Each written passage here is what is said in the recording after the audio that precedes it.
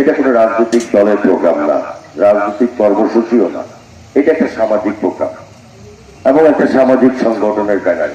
কিন্তু যেহেতু আমরা সবাই শহীদ জিয়াউর রহমানের আদর্শের সৈনিক, যেহেতু আমরা সবাই বাংলাদেশ জাতীয়তাবাদী দল করি, বিএনপি করি, সেই হেতু বিএনপির কিছু কথা আপনাদেরকে আমরা বলবো, এটি স্বাভাবিক। এবং আপনারাও বিএনপিকে ভালোবাসেন, তা না হলে কিন্তু বিএনপির এই অনুষ্ঠানে, বিএনপির এই আয়োজনে, কারণ আমরা তো বলেই দিয়েছি যে এটা বেগম খালেদা জিয়া এবং তারেক রহমানের পক্ষ থেকে বিতরণ করা আয়োজনটা আমরা করেছি, ওনারা তার এখানে আসতে পারবেন না। এই পর্বে প্রথম কথা হচ্ছে যে যারা অসহায় বঞ্চিত মানুষ, তাদের জন্য কিন্তু কোনো কিছু আমরা প্রকাশ্যে করতে পারি না। একটা ইফতার পার্টি করলে সেই ইফতার পার্টিতে গত 15 বছরে হামলা করা হয়েছে, ইফতার পার্টিও করা যাবে না, মানুষের সেবায় কোনো কাজ করা যাবে না। এমন একটি সরকার, এমন একটি স্বৈরাচার, এমন একটি জগত্তল পতন গত 17 বছর আমাদের দেশকে শাসন করেছে।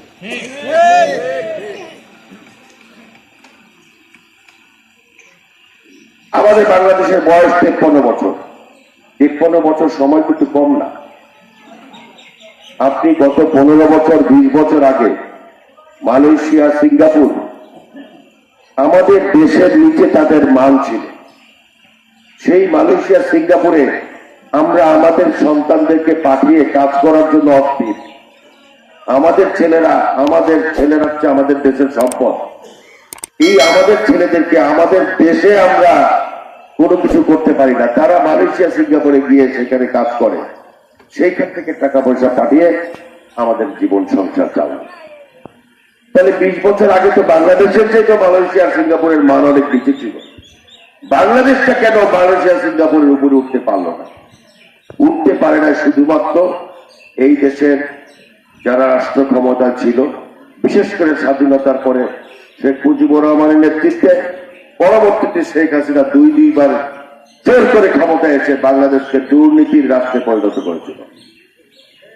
বাংলাদেশের মানুষকে দুর্নীতিগ্রস্ত করেছে। রন্ধে রন্ধে দুর্নীতি, নৈরাজ্য, টেন্ডারবাজি এইগুলি করে বাংলাদেশের অর্থনীতিকে ধ্বংস করে দিয়েছে। হাজার হাজার কোটি টাকা, লক্ষ লক্ষ কোটি টাকা বিদেশের মাটিতে পাচার করছে আওয়ামী লীগের পান্ডারা। অন্যদিকে কি করেছে? যিনি বাংলাদেশের সাবেক প্রধানমন্ত্রী, দেশনেত্রী বেগম খালেদা জিয়া, তিনি গণতন্ত্রের আপসহীন নেত্রী। সেই আপসহীন নেত্রীকে রাজনীতি থেকে বিদায় করে শেষ পর্যন্ত তাকে চেয়েছিল দেশের বাইরে পাঠিয়ে দিতে। তিনি যখন বলেছেন দেশের বাইরে আমার কোনো রাষ্ট্র নাই, দেশের বাইরে আমার কোনো বন্ধু নাই, দেশের বাইরে আমার যাওয়ার কোনো জায়গা নেই, বাংলাদেশে আমার শেষ ঠিকানা, তখন তাকে মিথ্যা মামলা দিয়ে তারপর তাকে জেলে ঢুকিয়েছিল। জেলে ঢুকিয়েও শেষ করে না, বিভিন্ন ভাবে পয়জনিং করে বেগম খালেদা জিয়াকে তারা হত্যা করার চেষ্টা করেছে। তিনি অসুস্থ হয়ে আজকে কিন্তু তিনি এখনো অসুস্থ। ক্যান্টনমেন্টে তার স্বামীর নামে বরাদ্দকৃত, সরকারের বরাদ্দকৃত বাড়ি, সেই বাড়ি থেকে এক কাপড়ে উৎখাত করে বেগম খালেদা জিয়াকে চোখের পানি ফেলাতে বাধ্য করেছিল। আল্লাহ পাক রব্বুল আলামিন একজন আছেন। এই যে একজন শিক্ষক তার জেলে যাওয়ার যে বর্ণনা দিয়েছেন, একটা কলেজের প্রিন্সিপাল তাকে পানির মধ্যে, শীতের দিন পানির মধ্যে চুবানো হয়েছে, আর অন্যান্য জুলুম, নির্যাতন, বিভিন্ন ইতিহাস আপনারা জানেন। একটা লোক, আমাদের একজন যুগ্ম মহাসচিব কেন্দ্রীয় কমিটি, তার 500 উপরে মামলা আছে।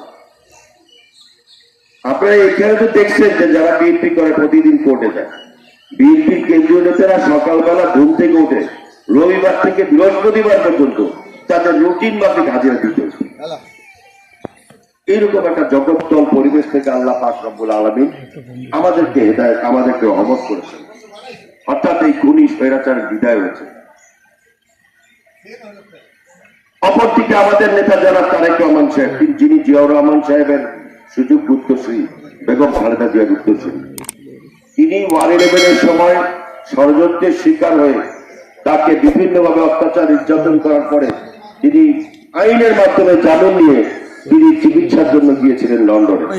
সেই লন্ডন থেকে উনি যাতে আর ফেরত না আসতে পারেন, উনি যাতে বিএনপির হাল কোনদিন ধরতে না পারেন, উনি যাতে বাংলাদেশে নেতৃত্বে না আসতে পারেন সেই জন্য ষড়যন্ত্র করে বিভিন্ন মামলা দিয়ে তাকে রাজনীতি থেকে নিশ্চিহ্ন করে দেওয়ার চেষ্টা চালিয়েছে।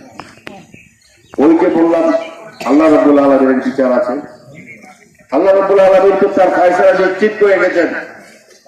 আজকে বেগম খালেদা জিয়া ক্যান্টনমেন্টের দাওয়াত দিয়েছেন, সেনাবাহিনীর প্রধান নিজে এসে তাকে সম্মান করে ক্যান্টনমেন্টে আমন্ত্রণ জানিয়ে নিয়ে গিয়েছেন। বেগম খালেদা জিয়া আজকে চিকিৎসা গ্রহণ করতে গিয়েছেন ভিআইপি মর্যাদা নিয়ে, আর শেখ হাসিনা কিন্তু পালিয়েছে বাংলাদেশ ছেড়ে। এই শেখ হাসিনা এখন বাংলাদেশের মানুষের কাছে সবচেয়ে ঘৃণিত ব্যক্তি হিসেবে পরিচিত। যেই শেখ মুজিব বাংলাদেশের গণতন্ত্র হত্যা করেছে, সেই শেখ মুজিবকে জাতির পিতা বানানোর চেষ্টা শেখ হাসিনা ব্যর্থ হয়েছে। আজকে শেখ মুজিব শেখ হাসিনার কারণে বাকিটা ঘৃণিত ব্যক্তি হিসেবে পরিণত হয়েছে। যদি কোনো মানুষ অসুস্থ হয়ে যায় বাড়িতে, সেই লোকটাকে অ্যাম্বুলেন্সে করে একটা ফোন যদি কেউ করে দেয় যে এই বাড়িতে একটা লোক অসুস্থ, অ্যাম্বুলেন্স এসে ওই বাড়িতে ঢুকে ওই লোককে হাসপাতালে নিয়ে চিকিৎসা করে আর সমস্ত কাজ শেষ করে তারপরে তাকে বাড়িতে পৌঁছে দেওয়া এটা রাষ্ট্রের দায়িত্ব। যেই ঘরে দুইজন সন্তান আছে, ওই দুইজন সন্তানের জন্য মাসিক যত টাকা বরাদ্দ লাগে সেই বরাদ্দ দিয়ে তাদেরকে লেখাপড়ার জন্য যত বাজেট আছে সরকার সেই বাজেট বরাদ্দ রেখেছে। তার লেখাপড়া শেষ করে একটা টাইম নির্ধারণ করা আছে 18 বছর পর্যন্ত। 18 বছরের মধ্যে তাকে এমন একটা পর্যায়ে নিয়ে আসবে সে যাতে তার কাজ করে খেতে পারে। তারপরে সে কাজ করে তারপরে সে তার মতো করে চলবে। এটা রাষ্ট্রের দায়িত্ব।